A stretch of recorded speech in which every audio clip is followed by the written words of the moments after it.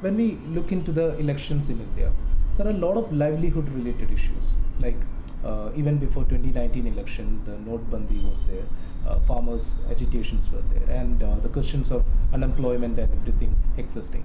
But when it comes to the election result, what we see is that the BJP is again winning, even in the places where such agitations were very strong.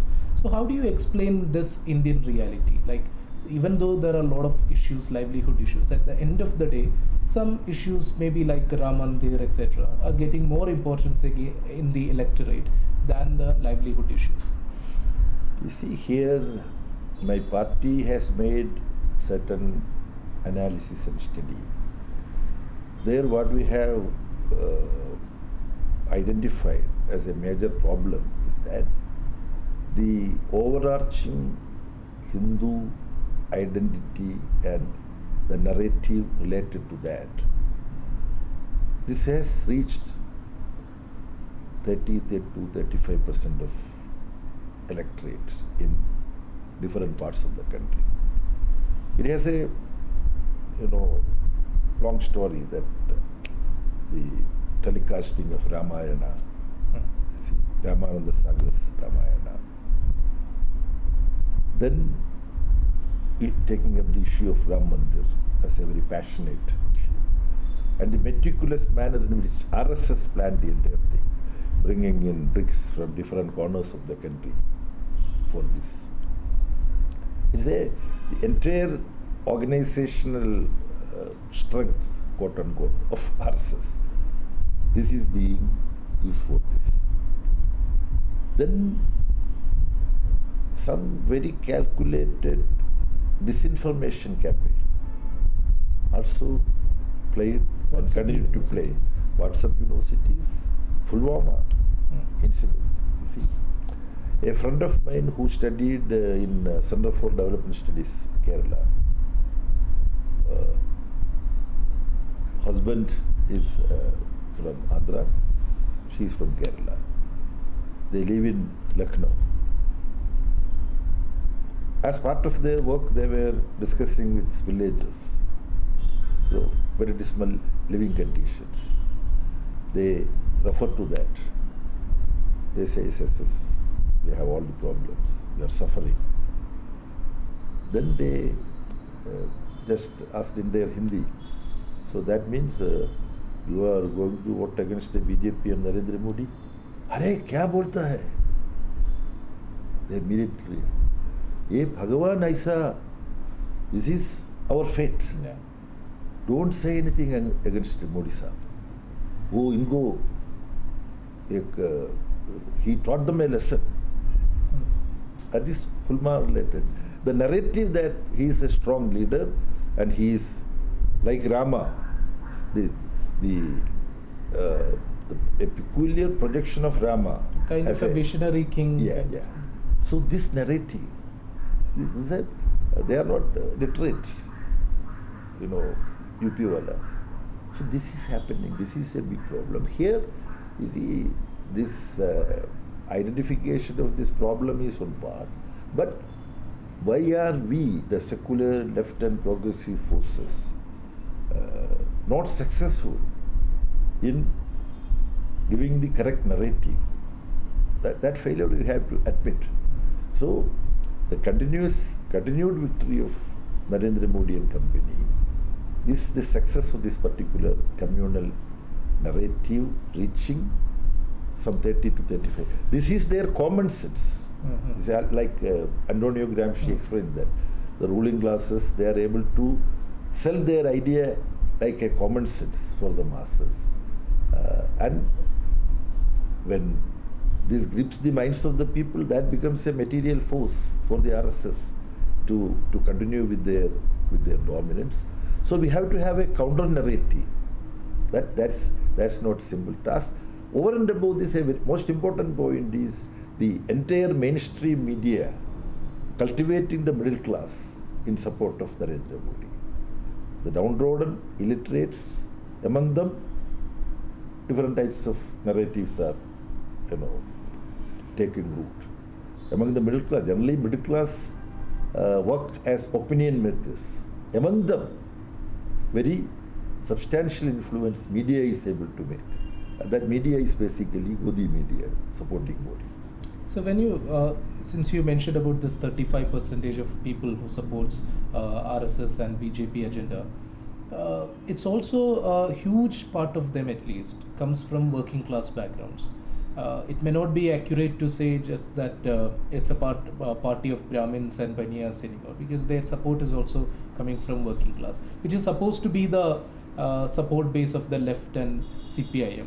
So do you think there is any kind of a detachment or a kind of a gap existing between the left forces in the country and the supposed to be supporters of the left? You see, working class peasants, to protect their rights and interests, they participate in many activities initiated by the left and progressive trade union organizations and peasant organizations. But when the election comes, they are influenced by the overarching narrative that influence them. So here the trade union movement and the peasant movement, they, while taking up the problems of workers and peasants, they have to seriously carry out certain political work also. There, of course, there are efforts, but that is not reaching the way in which that should have reached.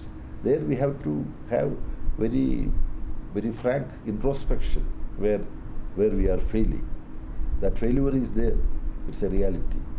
And how this can be overcome, we'll have to work out ways and means through which we will be able to do that. Okay, coming to the election, when we look into Kerala, Kerala is supposed to be the strongest state for CPIM and left today. What are the chances of CPIM and left? Because Kerala traditionally, even though the Kerala electorate votes for left in the assembly elections, when it comes to the Lok Sabha elections, there is a clear trend historically towards the UDF or the Congress alliance. So do you think last election it was like a 19-1 kind of a result? So do you think there is any scope for a comeback for the left, like 2004 election results? We are trying to work towards a victory which should be something similar to 2004. But as of now, I cannot assure you that 2004 would be repeated. But 2019 would never be repeated, which is, as you said, 19 for UDF and 1 for LDF. That time, there was a narrative that Congress should have maximum MPs, so that in the event of a hung parliament, They will be Congress would have an opportunity to be called by the president. This was the narrative. And as you know, over 45%, around 45% voters are from different minorities in Kerala. And RSS and BJP is forcefully opposed by larger sections of people, and the consistent campaign of the left has created a political mind in Kerala where communal forces cannot penetrate.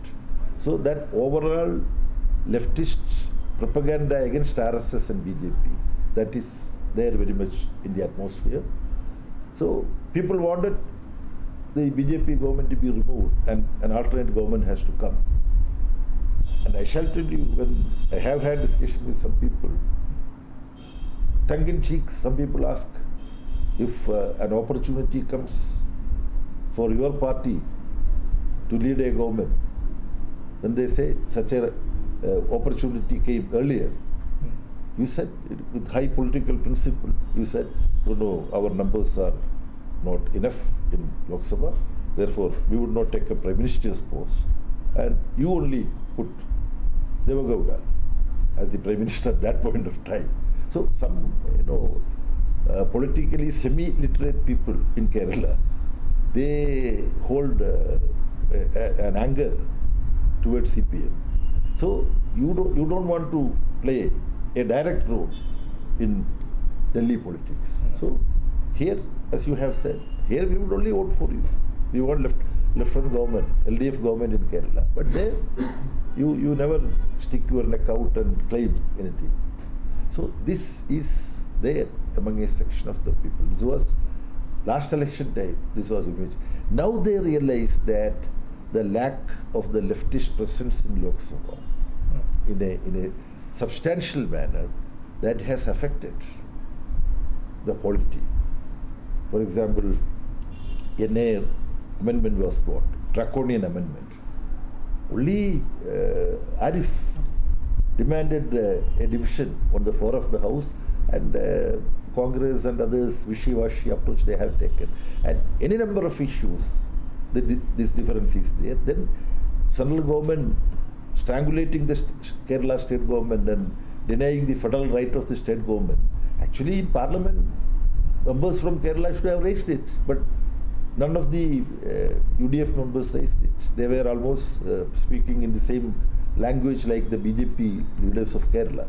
So now Kerala people started realizing the sin that they have committed in the last election, and there will be a substantial change from that attitude. So now 10 or more seats. You see, we are in the political campaign, we would naturally say that we are for maximum seats, but we are sure 12 seats we are now calculating that we have very good chances of victory, and there can be some surprise victories also in some other states, other seats. So that's the overall situation that exists in Kerala today.